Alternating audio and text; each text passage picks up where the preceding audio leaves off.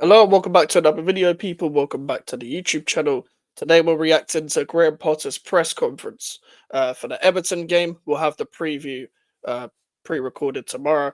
Make sure to leave a like on the video. Make sure to subscribe if you are new. We're trying to reach 1K before the end of the season, people. And yeah, let's just go through the press conference. Obviously, we face Everton um, on the weekend on Saturday, 3 p.m. We'll have a watch along for that as well. And yeah, it should be a very difficult game. Obviously, we lost to Newcastle on Monday and stuff like that. We need to get back to winning ways, but also I get that the manager's receiving a lot of criticism. I don't know what you lot expect him to do at this part of the season where Lopetegui's completely traumatized this team with his football when he had to take over with one training session for an FA Cup game. Um, when he gets his own players, I'm going to fully judge him. And when he gets his own preseason, that's when I'm going to fully judge the guy. And when I mean get his players, I'm not waiting 3, 4, 5 years. I just mean for next season. First question is on team news. Pretty much as we were. So no problems from the game on Monday. So Fulkirk has been training with the group, but isn't ready to start. Certainly, we'll assess him over the next day or two. But we're probably looking more after the international break. Summerville won't be after the international break too. Okay. So fair enough. Fulkirk and Summerville returning. That would be nice. I guess a bit of pace. We're missing someone like a Summerville, and to be honest, we're missing like a younger Fulkirk in terms of profile of player, in terms of a presence up front, any form of presence that's going to bring the ball down and pin wingers next to him. That's what we're missing because Jared Bowen can't do it on his own, and Kudus is stinking out the place. Graham Potter has asked about Mikel Antonio. I don't want to put any timeline of pressure on him. It's great he's making progress, but we need to keep supporting him. Then we'll see. If he comes back before the end of the season, he is built different. I can't lie. Because I'm pretty sure his contract runs out in this summer. I could be wrong. I'm actually going to quickly look it up. Mikel Antonio contract. Um, what's the latest? What's the latest? Player profile, transfer marked. Contract expires, yeah, 2025. 2025. So by by all means, he might return before the end of the season. Then I don't know what we're going to do about his contract as well. The boss is asked about the squad's attitude for a period of time. About the last year, the team has conceded a lot of goals, so I think we've changed that dynamic, and we've been competitive in all games we've played.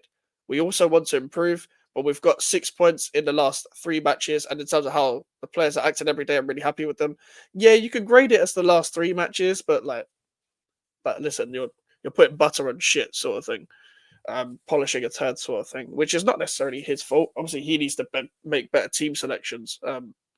Stop starting the 5 defenders all the time, which I don't know whether he's going to change or not. But we need an extra attacker on the pitch. If you've got no striker up front and you're not playing against a team like Arsenal who are right at the top of the table, whatever, there's no need to play 3 midfielders where none of them are creative and 5 defenders. And this is why I said we're not going to go with the 5 defenders for the whole thing. And the 5 defenders doesn't work every game. People are like, oh, just go 5 at the back every game. No, no, no.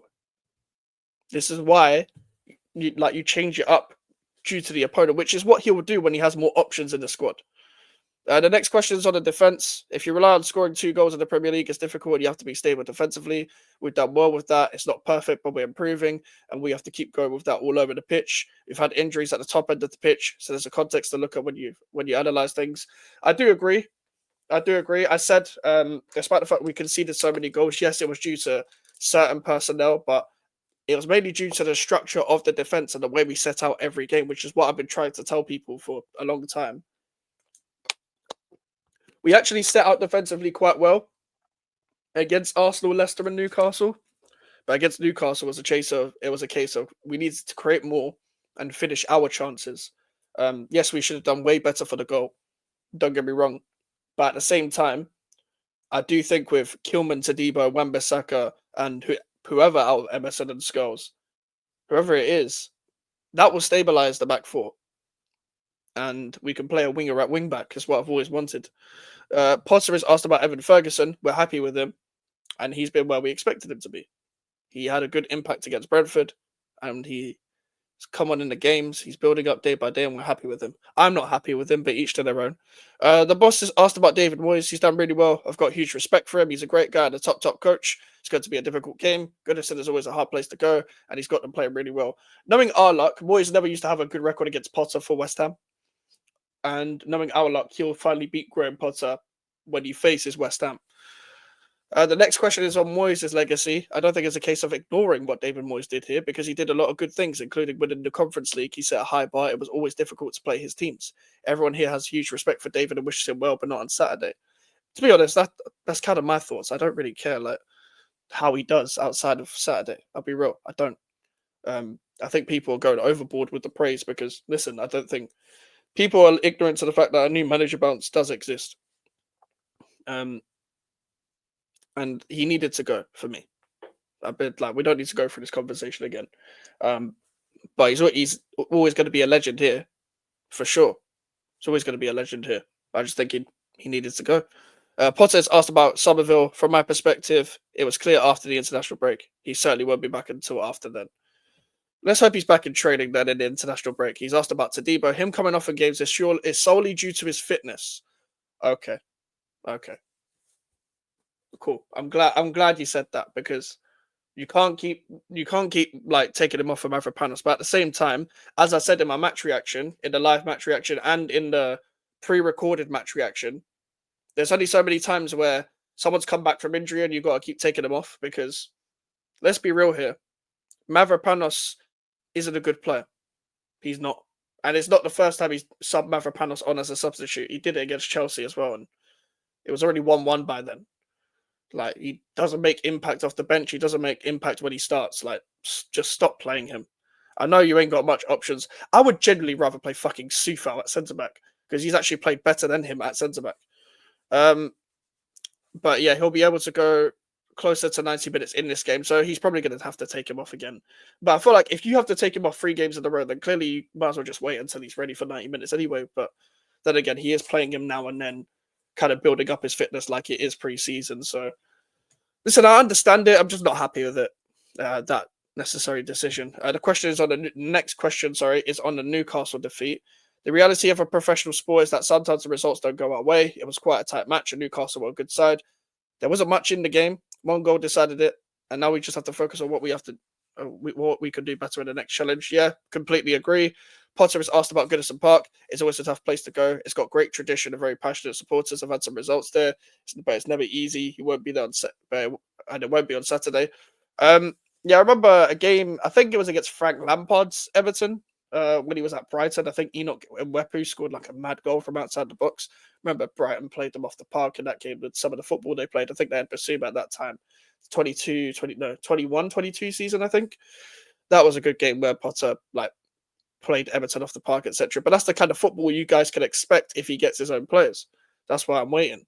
I'm more than happy to wait and be slightly more patient under Graham Potter. I'm not going to be completely like giving you all the leeway in the world. And I can't lie, that's not how I am. I'm sorry, I'm an impatient person, but I do believe in context for the right things.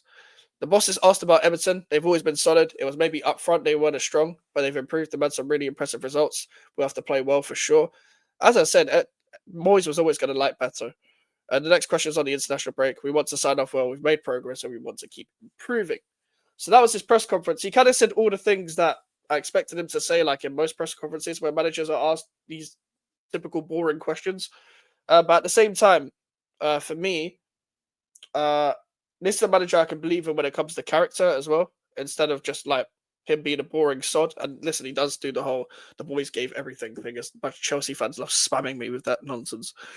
But I don't really care. I don't really care that much.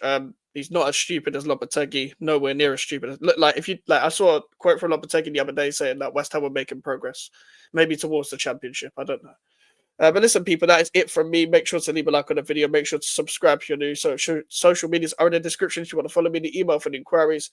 I'll see you guys later. See you guys tomorrow for the match preview. Take care and peace.